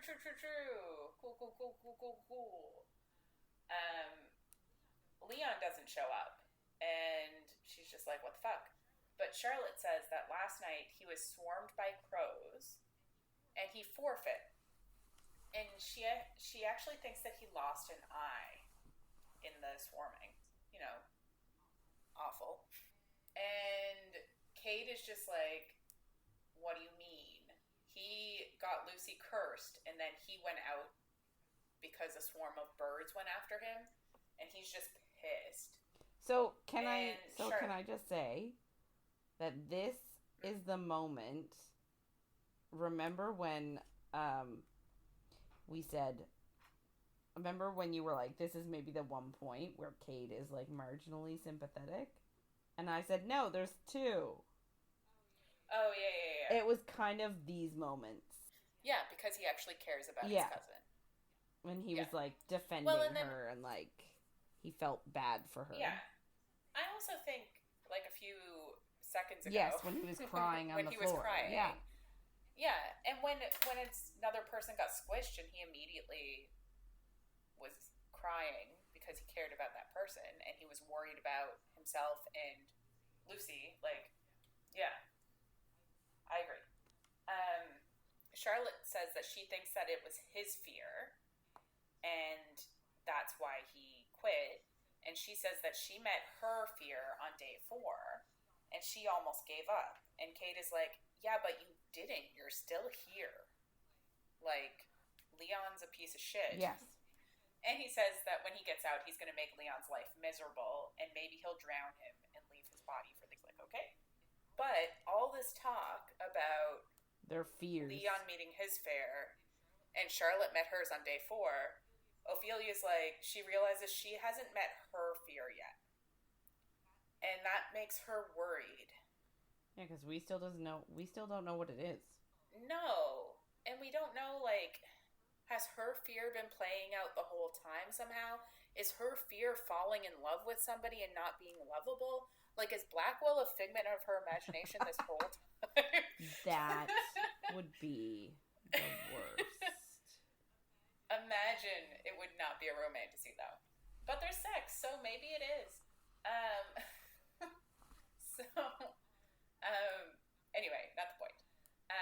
So they are waiting for the trial to start, and Blackwell shows up, and she's just like, hey! And he's like, don't talk to me. Nobody... Because everyone just looks at her, and they're like, everyone being Charlotte and Cade, and they're like, what the fuck? And he's just like, don't acknowledge me. But he tells her that she needs to summon him immediately this level, because he needs to give her intel. And I was like, oh my god, this is going to be a super dangerous one. Yeah. But also, the fact that he's like, summon me immediately, and I'm like, You tell her to do that every single time. How often does she listen? Yeah. But she does promise him this time. She nods her head. So the next devil shows up, and they don't have eyes on their face, but their eyes are on the backs of their hands, which is super interesting.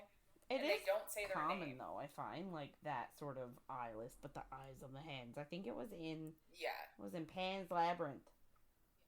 Yeah. I'm sure it's in more things, but... Oh, definitely. But we get the clue. It's a choice of 2 tokens, a decision to make. If all only take 1, nothing is at stake. If 2 choose 1 and the third takes all, the third will walk. The others will brawl. If 2 choose all and the third takes 1, the third will be free and the other 2 are done. And reading it, I don't understand what the fuck happens in this trial. Really? Because the other 2 are done thing is a bit confusing. I just assumed they both die. Yeah. But it's not. No, apparently not. So she walks into the room and she immediately calls Blackwell. We don't even hear what she sees. She just calls him right away. And he says he'll go check what the others chose and not to touch a token until he comes back. And if he's not back in 5 minutes, to summon him again. So she waits 7 minutes and he comes back. So she didn't... I'm like, so you already didn't listen to him. She didn't summon him the second time. And he tells her that Charlotte took 1 and Cade took both. And he's like, so you have a choice now. Are you going to... Like, if she were to take 1... Cade would leave and she'd battle Charlotte. If she takes 2, Charlotte leaves and the other 2 are done. Yeah. I thought. Yeah. But that doesn't mean done. So she just says that Charlotte should walk away, but Cade is a piece of shit. And Blackwell says he adores a woman who isn't afraid to get her hands bloody. And it's like, dude, stop flirting. Yeah, both of you said you can't do this, so like... Right? Jesus. So she takes both tokens. And he tells her to use her magic and not let Cade get too close. And then the walls come down around them. And the 3 of them are standing in like a 6-foot... in a circular arena with 6-foot walls. And a door opens near Charlotte. And she just looks around and Ophelia's like, I knew Cade would take them all. So Charlotte's just like, good luck. Yeah, thanks. And then she leaves. So Cade walks over and he's super cocky and he says that he's been waiting for this moment. And she's like, what, your death? Which is kind of funny. And then, of course, he goes on a rant about her being trouble and having dark magic and summoning a demon to torture him and talking to herself and kissing devils. And he says she isn't human, she's a monster. And that it's unnatural that the city lets them live among them and encourages witchcraft. And it's like... Dude. Yeah, take a number, man. Like, we're done. This is too much. Yeah. And she looks at Blackwell and he just looks murderous and says he should have killed him the first time that he touched her, but didn't want Ophelia to hate him. And she's just like, oh, is that why you didn't do it? And Cade's like, who are you talking to? Which, fair. And he calls her a demon. Yeah. And... she says that she isn't a demon and to stop talking about what he doesn't understand. And she tells him that demons reside in hell and can only leave 1 day a year. And she says that she's a necromancer. And I did kind of wonder, I'm a like, necromancer, does she not have the right information? Yeah. But I did wonder, like, does she not have the right information on demons or something? Like, is that going to come back to bite her? I don't know. Who knows? And she says if he'd like to see magic, it's her pleasure. And she, like, starts getting her fire ready. And he sees it on her fingers and looks worried. And she shoots him in the chest. And it just makes him angry. Like, it doesn't really do anything. Like, it burns. He blisters. Not enough. Not enough to take him out. It didn't do anything. Yeah. No. And then she hits his shoulder. And then he, like, feints to the right. And she misses. And then she tells Blackwell to leave because she can feel his anxious energy and it's distracting. And he's like, no, I can't. And she's like, you have to. And he does. So then she fires at him 3 more times and she hits him once. And it's starting to wear on him. And she asks what's wrong because he said he was going to enjoy this. And of course he calls her a bitch. And she says it's easy for her. And then he rushes at her and she turns invisible and he falls hard on the ground. And she straddles him and starts choking him. And I was like, oh shit, this is going to be easier than I thought. What are the rest of those pages for in this chapter? Yeah. But, of course, he flips them. And her head slams into the ground and her vision goes dark. And he says, this feels familiar. And I was like, what? And then I was like, oh, was it him that tried to kill her before the snake and everything, I guess? Yeah. Like, I guess that's why it's familiar. Then you'd think he'd know that she can turn invisible. But, so she turns invisible, but he grabs her necklace and it, like, breaks off her neck. No! And the temperature plummets and her head swims and her heart rate slows. And she thinks it's going to stop. And she thinks, like, her mother told her to follow her heart with the necklace. And she's like, the necklace is her heart? And I'm just like, this is too much of a realization to have in the middle of a fight. Yeah. Like, what the fuck? So she's too weak to attack him, but she knows that Cade will take the bait. So she falls to the ground and he attacks her. But she grabs the locket and just makes herself invisible and the locket invisible and puts it on. And her heart rate starts coming back up. And she gets her life back, I guess. And then she punches him in the temple and then knees him in the face. And his nose starts to bleed and she tackles him. And the shadow voice says, kill him and make it slow and gouge out his eyes and rip his flesh from his body. And she promises Cade she'll make it quick, even though he doesn't deserve it. And he tries to say something, so she, like, lets up a bit. And he says that she'll burn in hell. And she tells him, soon no one will remember him at all. So she knows what she'd rather, i.e. burning in hell, than not being remembered, I guess. I guess. And... And then she puts her hands on his face and blasts magic into it. And, like, his flesh melts away and it sears into his skull. Ew. And he's just super dead and it's gross. But she doesn't feel shame or guilt. And she just looks at her hands and she likes the blood on them. And she's like, God. This is new. And the shadow voice says, yes, necromancer, embrace your calling, harbinger of death. Unleash your darkness on the world. Yikes. Okay, that's intense. It's definitely something. Yeah, so it's like she shed blood once and then now her shadow voice wants her to shed it all the time. Yeah. It's also like, I guess she actually felt guilty about killing the other dude and now she's just like, I don't even care. Yeah. I killed him and it felt good. Yeah, well, I think it made it better. Like when she actually did it with her magic and her own. So, yeah. Yeah, I just feel like... It's quite the end. Yeah, because he's such a dick. And, like, it was actually quite an anticlimactic, anticlimactic death for, like, sort of the villain that they've set up for this entire story. Yeah. I feel like maybe there's something more to it based on, like, kind of the start of next week, but it is kind of like... Oh, he's just dead. She just blasted his face off. Yeah. It is what it is. Yeah. But yeah, so that's really where we end this week. So, you know, if you guys want to get in touch with us and share your thoughts on anything you heard in our episodes, or if you have any book suggestions, please reach out to us by email at coffeeandcoread@gmail.com or on Instagram or Facebook at coffeeandcoread and coffee.coread on TikTok. So, next week... we're finishing Phantasma, chapters 44 to the epilogue. So make sure to follow along. And if you're enjoying our chats, don't forget to follow, rate, and review wherever you get our content. Thanks for listening, everyone, and we'll see you on the next page.